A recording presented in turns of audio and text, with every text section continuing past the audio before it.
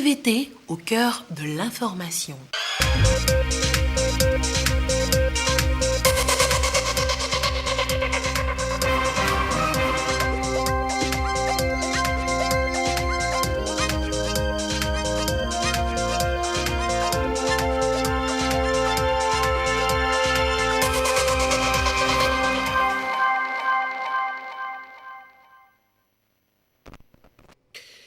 La traite des enfants au Togo, un phénomène social à multiples causes. Le gouvernement a élaboré un nouveau plan d'action pour renforcer l'efficacité de la lutte. Que comporte-t-il à suivre dans un instant?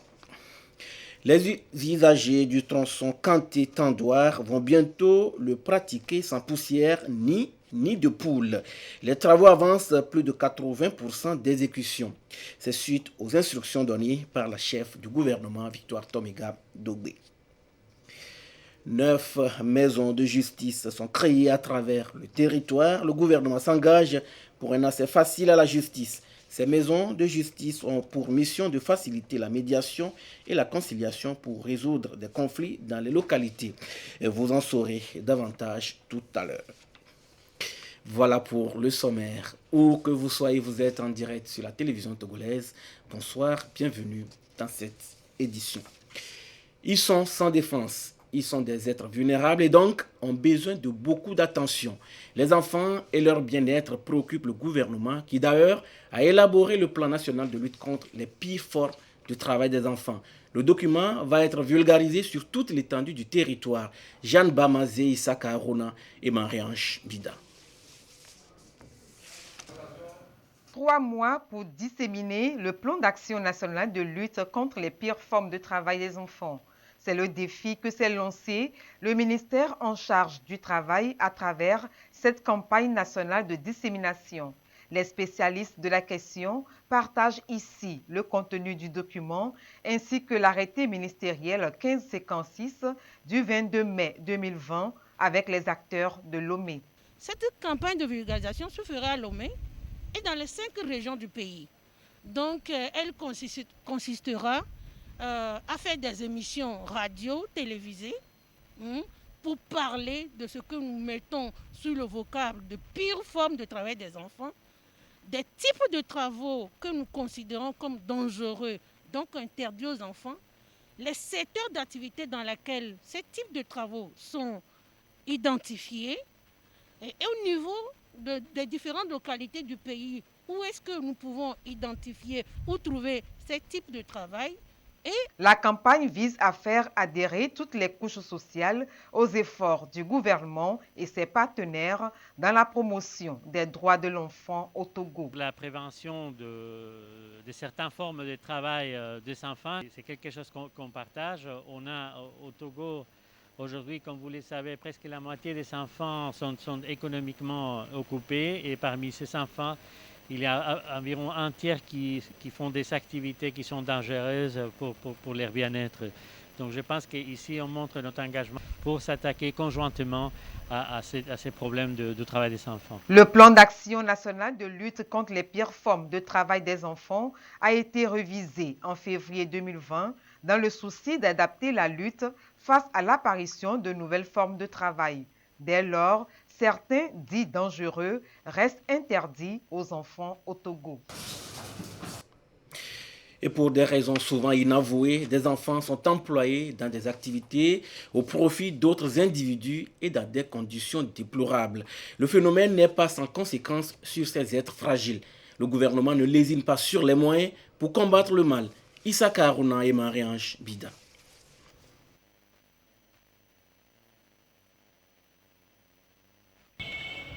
Dans la rue, dans les marchés, dans les ateliers, on les retrouve souvent. Ils exercent des métiers ou des activités économiques. Le travail des enfants est devenu un phénomène récurrent dans la société. Même si la législation togolaise autorise le travail des enfants dans certaines conditions, cela devra s'exercer dans les normes. L'enfant peut travailler à partir de 15 ans, accéder à un emploi, mais à condition que ce travail ne l'avilisse pas, que ce travail ne lui fasse pas plus de tort. Au Togo, ils sont des milliers d'enfants à se retrouver dans ce traquenard de travail précoce. La principale cause que les uns et les autres brandissent souvent, c'est la pauvreté. Et vous allez remarquer que les enfants en situation de travail ou de pire forme de travail sont des enfants qui viennent des villages les plus reculés, que les gens vont recruter, qu'ils amènent dans les villes et après, il faut traverser la frontière pour les exploiter dans les autres pays limitrophes. Mais nous disons que la pauvreté ne peut pas justifier la question de la traite ou du travail des enfants.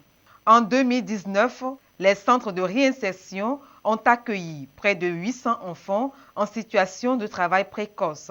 Face à ce phénomène de plus en plus préoccupant, le gouvernement a pris des mesures incitatives en complément aux dispositifs juridiques existants afin de maintenir les enfants dans le système scolaire.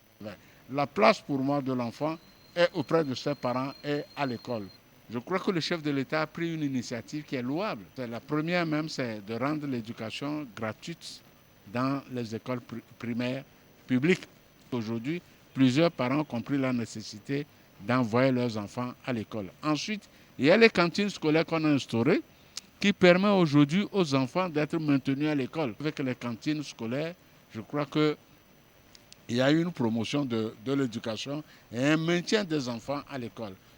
Il y a aussi l'assurance aujourd'hui, l'assurance qu'on a initiée pour les élèves. Lorsqu'un enfant est malade aujourd'hui, il y a une partie des frais médicaux qui sont pris en charge par l'assurance scolaire que le chef de l'État a institutionnalisée. Et ces trois mesures constituent vraiment des moyens pour permettre à tout parent aujourd'hui d'avoir confiance et d'envoyer son enfant à l'école.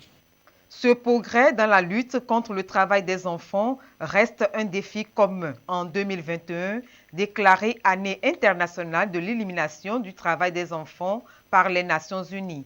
Ceci afin de garantir un meilleur cadre social d'épanouissement à cette catégorie sociale vulnérable.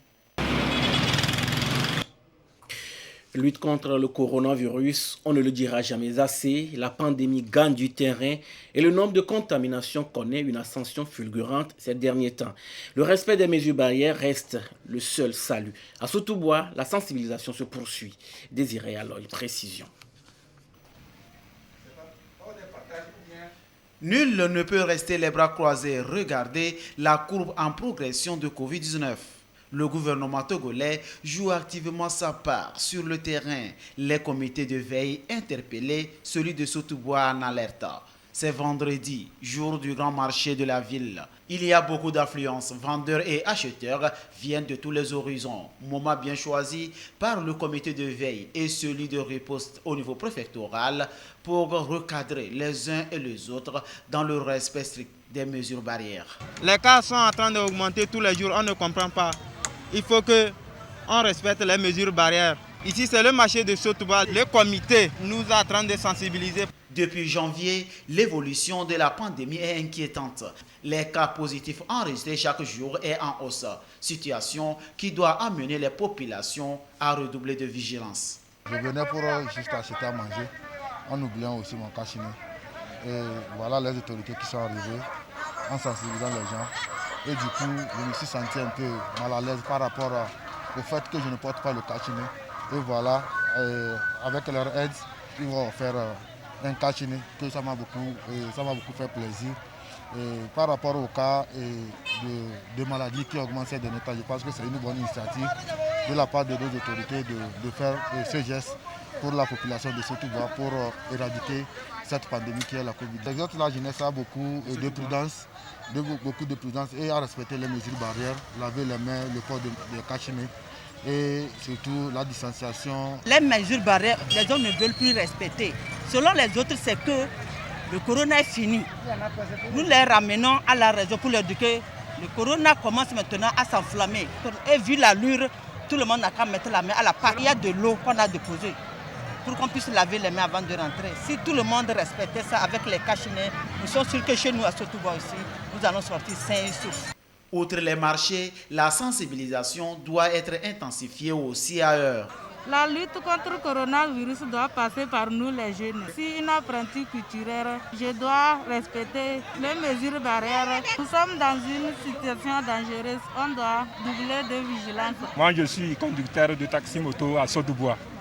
Donc c'est dans ça que je gagne mon pain quotidien. Quand je trouve un client, je dois vérifier, voir s'il a porté cache-nez d'abord, avant de lui remorquer. Mais s'il n'a pas le cache-nez, je vais lui laisser. Et je vais lui dire d'acheter cache-nez porté, avant que je ne puisse alors lui prendre. Le comité local de Saut-du-Bois, j'apprécie leur travail. Parce que de temps en temps, je les croise dans des lieux sur la rue. Ils sont en train de sensibiliser les gens. Sur le plan national, il y a eu une flambée.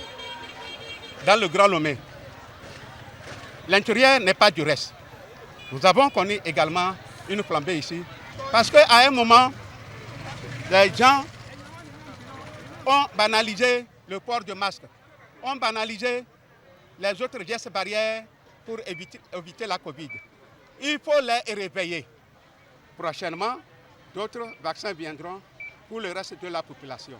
Si vraiment la possibilité est donnée que les vaccins viennent en grand nombre, j'exhorte chaque citoyen à se trouver de se faire vacciner. Parce qu'en nous vaccinant tous, nous sommes prémunis.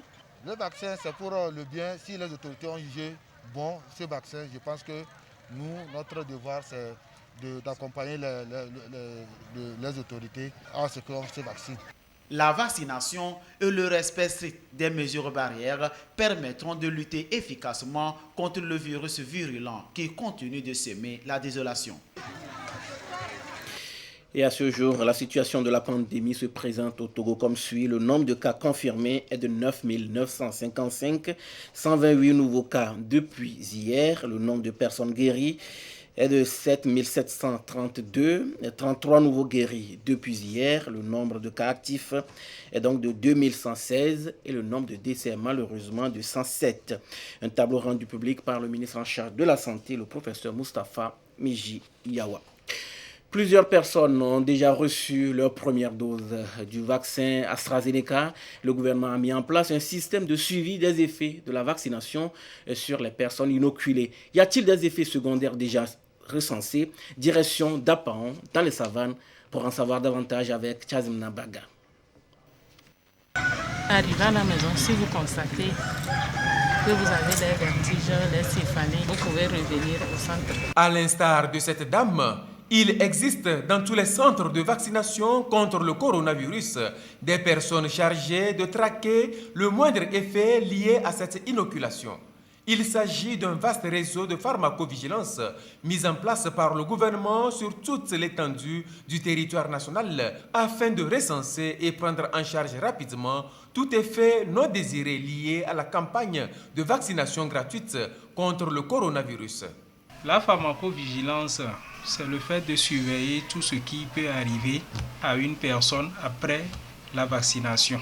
Nous avons un document dans lequel nous notifions tous les cas de ces manifestations-là. Quelle que soit la manifestation, la plus petite qu'elle soit, on notifie ces cas-là et on suit la personne. En fonction de la gravité, la personne va directement en consultation et la prise en charge est gratuite. Sur le plan national, plus de 42 000 personnes, personnels de santé et personnes de 50 ans et plus, avec ou sans comorbidité, ont déjà reçu leur première dose du vaccin AstraZeneca. Dans la région des Savanes, elles sont estimées à plus de 3 800 personnes inoculées. Après la vaccination, à 22 h de la nuit, je sentais une chaleur intense à moi. Je ne dormais pas, avec des douleurs, des courbatures, une fatigue générale. Le lendemain matin, je suis allé signaler pharmacovigilance. Ils m'ont consulté, ils m'ont donné des produits. 2 jours après, tout est rentré dans le nord. Moi, j'ai eu des courbatures. Le lendemain, pas le même jour. Et les douleurs au niveau du point d'injection. J'ai signalé au point focal pharmacovigilance. Mais aujourd'hui, tout est résorbé quand même. C'est normal que chez certaines personnes, il y ait quelques manifestations. Nous n'avons pas eu des cas de thrombose, les caillots et tout ça, là, on n'a rien eu de tel. La vaccination contre le coronavirus se révèle donc plus bénéfique pour la riposte contre la pandémie du Covid-19. Cependant, il est demandé à toute personne vaccinée ressentant quelques séquelles que ce soit de les signaler aux personnes chargées de la pharmacovigilance. Le Togo mise sur une couverture vaccinale de 60% et plus de la population pour une immunité collective afin de barrer définitivement la route au coronavirus. Rendons-nous à présent à Kara. Bientôt, la ville aura un hôpital de prise en charge des maladies infectieuses. L'infrastructure sera implantée tout près du laboratoire de biologie moléculaire et virologique. Le ministre en charge de la Santé et l'ambassadeur de la République fédérale d'Allemagne au Togo ont procédé au premier coup de pioche. Nestor Mouzou. Un hôpital est dédié uniquement à la prise en charge des maladies infectieuses dans la partie méridionale du pays. C'est celui de Lomé commune. Le gouvernement a pris aussi des dispositions pour construire un autre dans la partie septentrionale. Cette cérémonie constitue la pose de la première pierre de cet hôpital qui sera érigé dans la ville de Kara. L'accent de la conception est placé sur l'assurance d'une atténuation efficace des risques en garantissant des flux unidirectionnels, un zonage approprié et un espacement suffisant. Le principal partenaire du gouvernement togolais dans ce projet est la coopération allemande qui apporte un financement de 1,180,800,000 francs CFA des 2 milliards que va coûter la première phase du projet. Il s'agit concrètement de la construction et de l'équipement de l'hôpital de prise en charge des patients de Covid-19. Au-delà de Covid-19, le centre sera dédié à la prise en charge des personnes atteintes d'autres maladies infectieuses.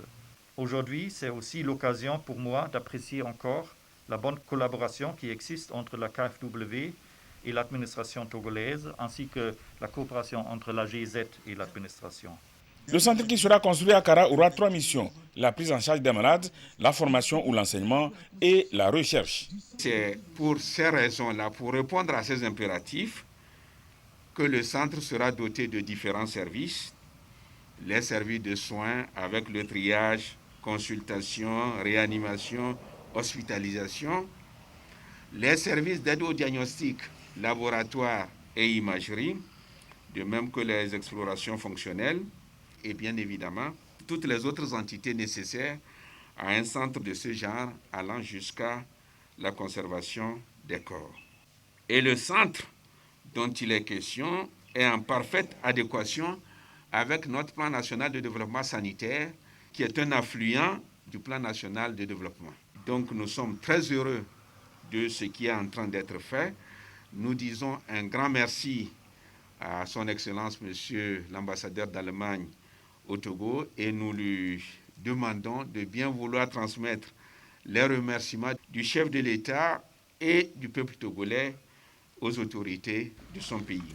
C'est grâce aussi à la coopération allemande que le laboratoire de l'Institut national d'hygiène de Kara a été mis en place au début de la pandémie de la Covid-19 pour les tests dans la partie septentrionale. Avant la cérémonie de pose de la première pierre de l'hôpital des maladies infectieuses de Kara, le ministre de la Santé et l'ambassadeur d'Allemagne au Togo ont visité ce laboratoire. Les responsables du laboratoire leur ont expliqué son fonctionnement. Vous vous en souvenez, la chef du gouvernement avait effectué une visite de terrain sur la route Kanté-Tandoir. Elle était quasiment impraticable. Des instructions ont été données pour que les entreprises puissent accélérer les travaux et pour soulager les usagers de ce tronçon. Où en est-on dans l'évolution des travaux? Chose vue avec Yves Bevivi. Route nationale numéro 1, tronçon Sadori-Mango, désormais sans poussière ni crevasse. Les travaux ont suffisamment avancé. Pour les usagers, adieu la poussière, fini les accidents réguliers. Avant la reprise des travaux, vraiment les voyages étaient pénibles. Chaque fois qu'on devait voyager, c'était un cauchemar la nuit. Surtout aux environs de Mango, Sadori, il n'y avait rien que la poussière. Dieu merci, la poussière, il n'y a plus de poussière. Avant que ça n'était pas arrangé là, il y a beaucoup d'accidents partout. Les accidents de moto, vélo, puis choses en camion. Maintenant, quand ils ont arrangé là, bon, effectivement, ça va mieux. Avant, là, c'était de Kara pour aller à Sangassi, ça va prendre beaucoup de temps. Mais maintenant, je vois que c'est mieux un peu. Gain en temps depuis la reprise des travaux. C'est un chantier qui tient à cœur à Madame le Premier ministre qui, lors de sa visite de terrain en novembre dernier, a donné des instructions de finir cette route dans les meilleurs délais. Depuis lors, pas de repos, ni pour les machines, ni pour les ouvriers, et le résultat est là. Les travaux aujourd'hui évoluaient à plus de 80%. Avant là, il y avait des trous, il y a des poussières. Quand tu appelles un nouveau véhicule, tu ne peux même pas faire 6 mois, ou bien tu ne peux pas faire 3 mois même. Il faut forcément une seule voyage, il faut venir rentrer dans le garage ou bien venir faire un entretien. Mais je vois que maintenant, il y a des mieux. Et maintenant, c'est vraiment plaisant d'aller et de travailler et de revenir quand on veut. Alors, nous félicitons le gouvernement pour cela. Le chef de l'État, la première ministre. Madame le ministre en charge des travaux publics de passage sur le tronçon a eu à apprécier les travaux. Elle a encouragé l'entreprise et les ouvriers vu l'importance de cette route dans l'économie nationale. Vraiment l'engagement que l'entreprise a pris devant Madame le Premier ministre, l'entreprise l'a tenu. Et aujourd'hui, la voie complètement bitumée par rapport à la dernière fois on passait dans la poussière. Donc même les populations ont constaté, tout le monde est ravi. Quand on est arrivé à Dapon, les gens ont salué justement cette avancée notable de la réalisation. Ils se sont engagés à finir les travaux fin juin. Et nous pensons que cet engagement sera tenu et que tous les travaux seront achevés. En optant pour la construction et la réhabilitation des infrastructures, l'État entend également par cette voie doper l'économie nationale. Les travaux en passe d'être livrés permettront une meilleure fluidité de l'écoulement des produits locaux. Lutte contre l'extrémisme violent, le Togo est soutenu dans cette initiative par des partenaires. L'organisation catholique Relief Service a démarré un projet dans ce sens. Le projet Nathan Burkina Togo, entendez Fraternité Burkina Togo, va contribuer à promouvoir la stabilisation des zones transfrontalières, accroître la cohésion sociale et l'inclusion économique des communautés le long de la frontière Togo-Burkina. Chazina Baga. Présentation du cadre logique, de l'approche méthodologique ainsi que de la stratégie de mise en œuvre. Le Catholique Relief Service, CRS, mobilise ici de façon transparente et inclusive acteurs et bénéficiaires de son projet Nathan Burkina Togo ou Fraternité entre le Burkina et le Togo. L'idée est de susciter leur adhésion pour sa mise en œuvre réussie. Projet innovant, Nathan Burkina Togo veut se focaliser sur les jeunes et les femmes qui sont à la fois proies et victimes de l'extrémisme violent. Ceci dans une démarche préventive qui promeut un développement partagé en amont. Prévenir, il faut d'abord identifier les causes du problème. Et quand vous avez les causes du problème, vous allez vous rendre compte que la plupart des difficultés sont en temps de développement. Nous manquons de ressources dans nos communautés, où nous avons les ressources, nous les exploitons mal et où ces ressources deviennent objets à des conflits. Donc nous devons travailler à la base pour que chacun, à son niveau et par rapport à sa capacité, puisse avoir les ressources nécessaires pour pouvoir travailler dans son direction de développement. Voilà pourquoi le projet Nathan Burkina Togo mise sur la construction et ou la réhabilitation des infrastructures communautaires productives, soit 11 infrastructures à réaliser dans les 2 communes de la préfecture de Sékansé, le renforcement de l'inclusion financière par la mise en place d'une communauté d'épargne et de crédit interne avec plus de 2000 membres, la formation des jeunes et des femmes en tant qu'ambassadeurs de la paix et le renforcement de capacités des communautés bénéficiaires à identifier les facteurs de conflit et imaginer elles-mêmes les solutions afin qu'ils ne dégénèrent en extrémisme violent. La démarche du CRS bénéficie de l'accompagnement de la coopération allemande à travers la fondation Patrip qui débourse pour la cause la bagatelle de 500 millions de francs CFA. Je suis très en attente des résultats parce que, avec un bon déroulement, on peut envisager pas seulement une continuation, mais aussi une augmentation de notre engagement pour la coopération à court terme, mais aussi, et ça je veux confirmer à cette occasion, dans toute la région de Savane, nous devons aussi nous engager beaucoup plus, l'Allemagne, mais aussi nos partenaires de l'Europe. Durée du projet, 2 ans. Il est attendu qu'il impacte la vie de plus de 4000 bénéficiaires directs et de plus de 55 000 autres bénéficiaires indirects dans la préfecture de Sékansé. Une aubaine pour le gouvernement qui a fait du renforcement de l'inclusion, de l'harmonie sociale et de la consolidation de la paix une des priorités de sa feuille de route à l'horizon 2025. On s'est rendu compte à l'issue de toutes les études que ce qui fait le lit des groupes extrémistes violents, c'est l'absence de l'État, l'insuffisance ou le manque d'infrastructures. Et ce projet vient renforcer les actions du gouvernement. Le gouvernement ne peut pas tout faire tout seul, les partenaires ne peuvent pas tout faire tout seul, mais c'est ensemble que nous pouvons aider nos populations à résister à ce phénomène de l'extrémisme violent qui est imminent et réel pour tous les pays de notre sous-région, dont le Togo. Le même projet sera mis en œuvre dans les communautés vivant de l'autre côté de la frontière au Burkina Faso, scellant ainsi la fraternité entre le pays des hommes intègres et le Togo, le pays des hommes forts. Le Togo souffre d'un déficit en produits carnés. Les responsables du département en charge de l'élevage, ensemble avec les éleveurs, explorent les nouvelles pistes pour corriger le tir. Des échanges ont lieu dans ce sens dans la région centrale. Désiré Aloy. L'élevage au Togo représente, après les clôtures, le second secteur générateur pour l'alimentation et les revenus additionnels. La part de l'élevage est non négligeable donc, mais il faut davantage la relancer pour booster l'économie nationale. Le gouvernement togolais s'engage ainsi à faire un diagnostic participatif, l'état des lieux en relevant les contraintes, notamment liées à l'eau, le foncier, la santé et faire du sous-secteur un maillon porteur. En définitive, il est question d'identifier les leviers sur lesquels il faut s'appuyer pour promouvoir l'élevage dans la région centrale. Au niveau de chaque région, il s'agit de faire un diagnostic précis du secteur de l'élevage. C'est que tous les sous-secteurs de pouvoir énumérer les forces et les faiblesses et les leviers sur lesquels on doit appuyer pour améliorer la production animale afin qu'elle devienne intensive, qu'elle devienne promotrice d'emploi, que le Togo soit moins dépendant de l'extérieur des produits carnés. Ce travail diagnostique tient compte des spécificités de chaque région. Le gouvernement entend susciter une synergie plus active entre les acteurs dans la chaîne de l'élevage. Si nous prenons la région centrale, quelles sont les spéculations qui sont mieux élevées dans la région?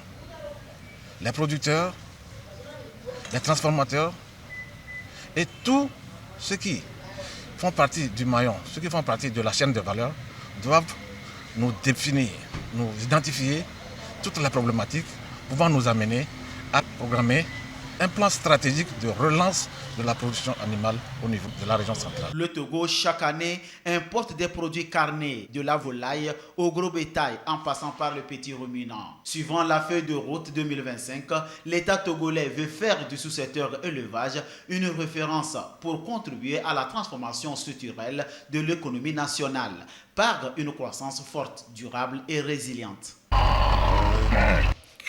Environnement pour poursuivre cette édition pour la restauration des terres dégradées au Togo.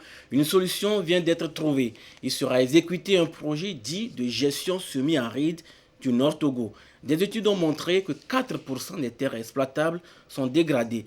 Et qu'est-ce qui va être fait concrètement, Antoinette Omao-Vovor? C'est l'un des points inscrits à l'agenda 2020-2025 du gouvernement. La réduction des émissions de carbone et du gaz à effet de serre est une préoccupation au Togo. Des initiatives sont mises en branle pour relever ce défi. Le projet Initiative de renforcement des capacités pour la transparence met l'accent sur la mise en place d'un cadre de transparence au Togo pour développer les capacités des différents acteurs à concevoir et à gérer un système national d'information pour la transparence climatique. La transparence climatique, il s'agit d'asseoir un cadre où les données doivent être cohérentes et de qualité, pour que ce que le Togo soumet au niveau international soit comparable avec ce que les autres parties à la Convention également ont soumis. Chaque secteur collecte ses données, mais sauf que ces données sont propres à ces secteurs, elles ne rentrent pas dans le cadre des données des changements climatiques. Donc le projet vient à point nommé pour renforcer les capacités de ces secteurs-là, pour améliorer la cohérence des données à travers un système que nous appelons le système de mesure, notification et vérification, le système MRV. Donc il va y avoir à partir de ce projet un MRV national qui permet au Togo d'avoir les données cohérentes. D'une durée de 36 mois, le projet va contribuer à lutter contre les changements climatiques afin de réinstaurer un environnement sain, vivable pour les populations. Il est cofinancé à 655 millions de francs CFA par le FEM et le gouvernement. Il devra promouvoir la viabilité de la gouvernance environnementale. Le 23 mars dernier, la communauté internationale a célébré la journée de la météorologie. Les échanges ont porté sur la thématique océan, temps et climat. Existe-t-il une relation tangible entre ce triptyque, Misselior et Assina Meyata Aratem? L'océan recouvre 71% de la surface du globe et représente 97% de l'eau sur la planète. Pêche, énergie offshore, transport des marchandises, tout cela dépend de la mer. L'océan joue un rôle dans les équilibres terrestres. Les océans, dans la journée, emmagasinent la chaleur et cette chaleur-là est redistribuée sur toute l'étendue des territoires et sur les continents. Et de fur et à mesure que les vents de l'océan se dirigent vers les continents, on essaie de voir comment est-ce que le processus physico-chimique peut entraîner la formation de convections profondes pour entraîner des pluies. Dans la prévision saisonnière, il joue également un rôle primordial. L'océan permet de prévoir le niveau de pluie et de vent en vue de faire des planifications y afférentes. Quand on parle aussi des prévisions saisonnières, les températures de surface des océans nous permettent de prévoir l'allure et la tendance de la saison. C'est-à-dire, cette année, quand est-ce que les pluies vont commencer? Cette année, quand est-ce que les pluies vont finir? Quelle serait la quantité d'eau qu'on va recueillir cette année? Sans l'océan, il y aurait aujourd'hui dans l'atmosphère beaucoup plus de carbone, en ce sens qu'il purifie l'atmosphère et réglemente le vent. Les océans constituent ce que nous appelons les puits de carbone. Ces superficies-là constituent ce que nous appelons les océans. Et ces océans-là essaient d'emmagasiner le gaz carbonique. Donc quand ça emmagasine le gaz carbonique, cela voudrait dire que notre atmosphère est purifiée de la pollution des gaz atmosphériques. Espace de ressources, d'échange et de communication, l'océan subit la pression de la présence humaine. Chaque année, des milliers de déchets sont déversés dans l'océan, ce qui le pollue et menace l'équilibre écologique et la durée de vie des espèces animales. Je ferai de mon mandat unique une exigence morale en exerçant le pouvoir d'État avec dignité et simplicité. Ce sont là les propos de Patrice Talon en avril 2016 lors de sa prestation de serment. Le président béninois s'engageait à ne faire qu'un seul mandat de 5 ans à la tête de son pays. Mais au fil des mois, sa promesse s'est étiolée. Il va briguer un second mandat le 11 avril prochain. En face de lui, 2 adversaires. Les 3 candidats sont en campagne pour conquérir l'électorat. Issaka Ronan, Robert Potogbi et Atta Hatem.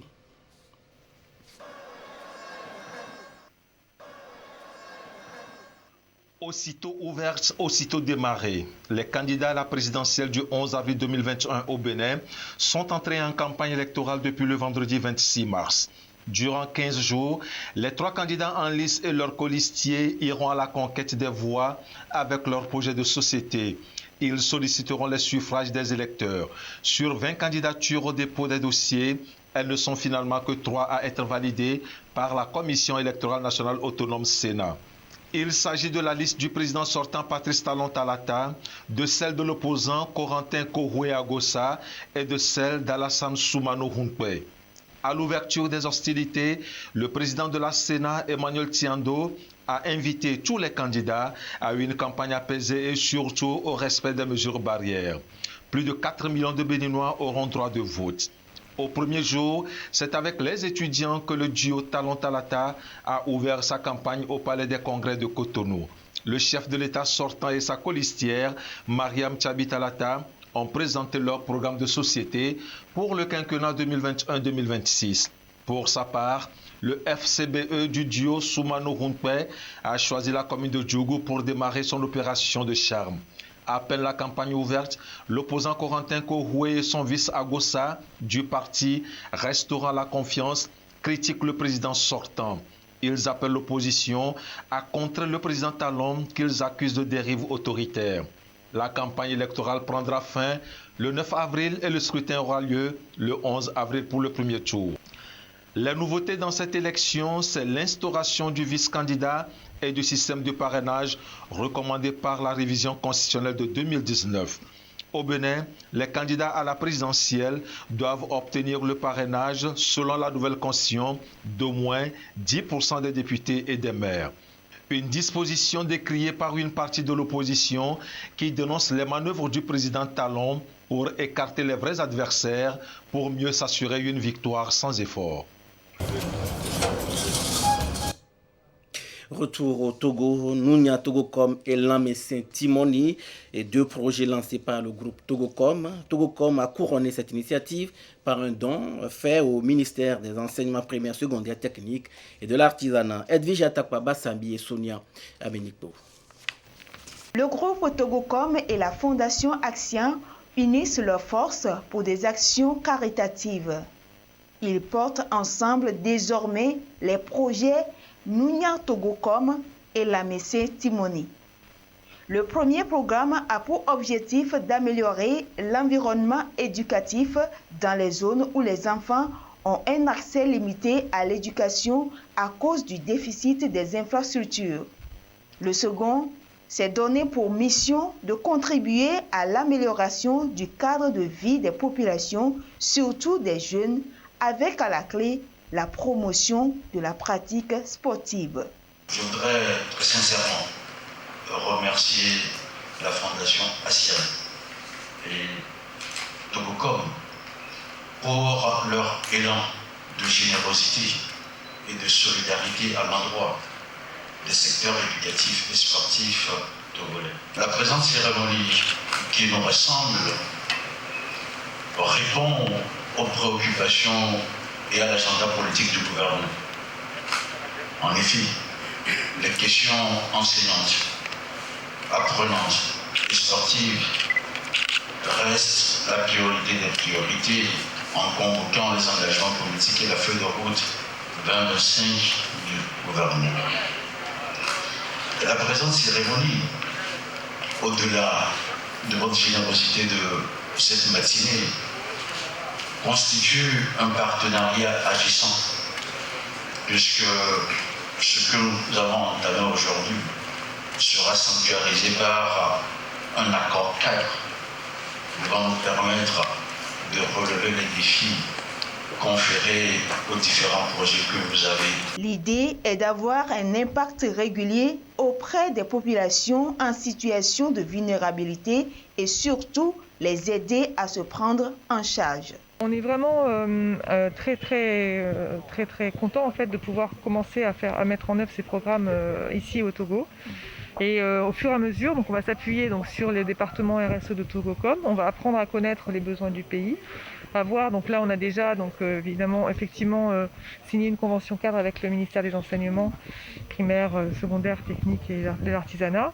On va essayer d'avoir d'autres types de conventions avec les autres ministères.